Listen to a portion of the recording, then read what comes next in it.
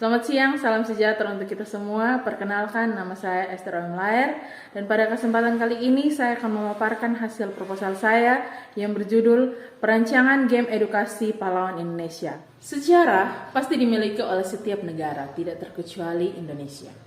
Indonesia memiliki banyak sejarah, salah satunya adalah sejarah mengenai pahlawan-pahlawan yang berjuang demi kemerdekaan Indonesia. Namun disayangkan, banyak orang yang sudah melupakan, bahkan tidak mengetahui siapa-siapa saja pahlawan yang sudah berjuang demi kemerdekaan Indonesia.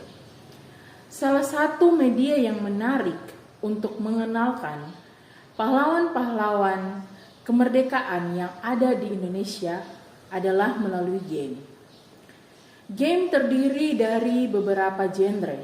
Contohnya ada game action, strategi game, role-playing game, simulasi game, adventure game, sports game, vehicle simulation game, contraction and management simulation, artificial intelligence, puzzle game, dan online gaming. Yang sering berkembangnya game saat ini, banyak genre yang bercampuran tercipta demi memberikan keunikan tersendiri. Pencampuran game adalah hal yang lazim dilakukan. Selain itu juga genre ini menggambarkan jenis-jenis permainan yang akan dirasakan oleh pemain dalam memainkan game. Genre game sport merupakan genre yang cukup favorit untuk dimainkan saat ini. Diketahui berdasarkan hasil survei dari 12.000 orang yang dilakukan oleh Berita Gar 2018 lalu, di mana game sports menduduki peringkat pertama.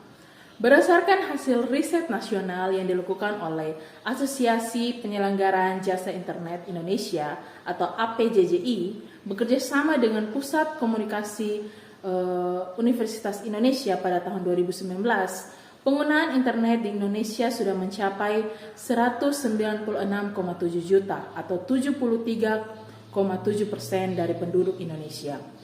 Dan juga penggunaan internet Indonesia merupakan pengguna terbesar di Asia. Dari begitu banyak smartphone yang ada di pasaran, menurut dari data Structure Global Stage pada periode bulan Mei 2021 menunjukkan bahwa sistem operasi Android memiliki jumlah pengguna terbanyak di dunia dengan persentase 91,42%. Android juga memiliki banyak versi sistem operasi. Dan menurut data dari website development android.com yang diambil September 2021 kemarin menunjukkan bahwa Android 10 adalah versi sistem operasi yang paling banyak digunakan saat ini. Menurut TOEFL dalam Adventure in Mobile Game Design, tap dan hold merupakan salah satu touch mechanic yang paling sering digunakan dalam permainan. Berdasarkan data-data yang ada di atas, saya membuat game yang dapat mengedukasikan pemain dengan memperkenalkan kembali mengenai pahlawan-pahlawan yang ada di Indonesia. Dalam proposal ini, saya akan mengambil 6 pulau yang ada di Indonesia beserta masing-masing satu pahlawan dari setiap pulau yang ada.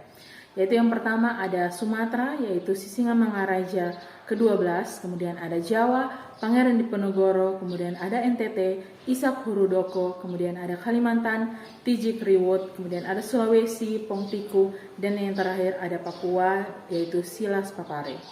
Dalam aplikasi game ini, saya akan mencoba menggabungkan genre action dan juga genre strategi. Dengan harapan dapat menarik minat pemain action pada game ini.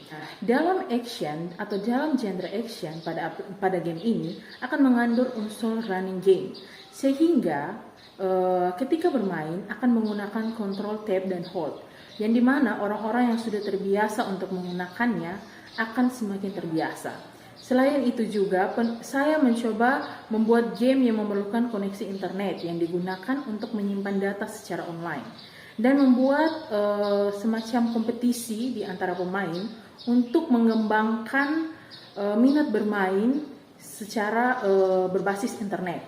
Ruang lingkup yang ada yaitu game ini berjudul Pahlawan Indonesia. Penelitian ini berisikan mengenai perancangan dan pembuatan aplikasi game dengan menggunakan game engine Unity 243 dengan bahasa pemrograman C# dan game ini menggabungkan genre game strategi dan game genre action. Dalam penelitian ini, saya tidak membahas security pada game ini, tetapi game ini dapat dimainkan dengan menggunakan koneksi internet. Pembuatan aplikasi game ini menggunakan pendekatan metodologi Scrum atau CRUM. Game ini dapat dimainkan oleh single player dan multiplayer. Tujuan dan manfaat penelitian dari perancangan game Pahlawan Indonesia. Untuk tujuan dari pembuatan game ini adalah menghasilkan aplikasi yang menggabungkan genre action dan genre strategi pada sistem operasi Android, dan juga memperkenalkan kepada pemain mengenai sejarah-sejarah pahlawan-pahlawan kemerdekaan yang ada di Indonesia. Dan manfaat yang diharapkan dari aplikasi game ini adalah memperkaya pengetahuan mengenai informasi sejarah pahlawan kemerdekaan yang ada di Indonesia melalui game.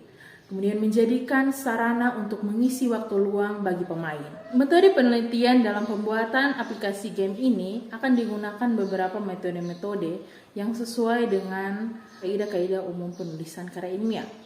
Yaitu yang pertama adalah metode analisis yang digunakan untuk mendapatkan informasi yang dibutuhkan secara terstruktur dari pengguna aplikasi ini. Digunakan teknik kuesioner yang mendukung dalam penyampaian tujuan semaksimal, juga melakukan perbandingan dengan game sejenis yang sudah ada sebelumnya.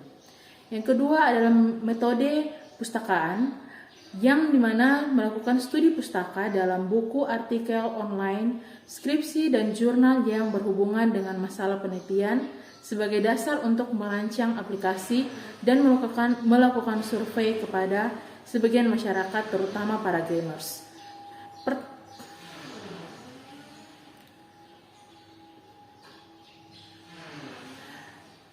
Pertanyaan tersebut berkaitan dengan seluruh informasi yang akan ditampilkan di dalam game tersebut.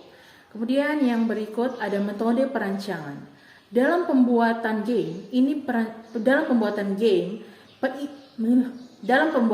perancangan sangat diperlukan dengan membuat model yang menjelaskan setiap kegiatan secara detail, yang dilakukan dengan menggunakan Unified Modeling Language atau UML.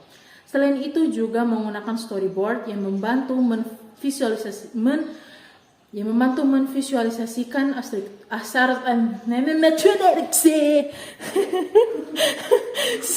tahu bicara apa nih? Something ya. Metode perancangan dalam pembuatan game ini.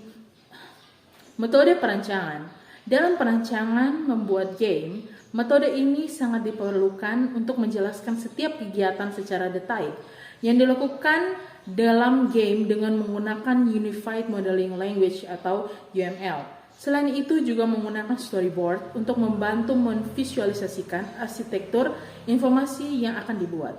Selama pembuatan aplikasi game ini akan digunakan kerangka kerja metode Scrum atau CRUM. Metode pelaksanaan. Dalam penelitian ini, metode perancangan yang akan digunakan adalah metode Scrum. Prinsip Scrum bersifat konsisten dan digunakan untuk panduan pembangunan suatu aktivitas yang terdiri dari kebutuhan analisa, desain, evolusi, dan penyampaian. Metode Scrum terbukti sangat efektif untuk proyek dengan waktu yang ketat dan kebutuhan yang berubah-ubah. Sekian hasil dari presentasi proposal saya. Atas perhatiannya saya ucapkan terima kasih. Sampai jumpa kembali.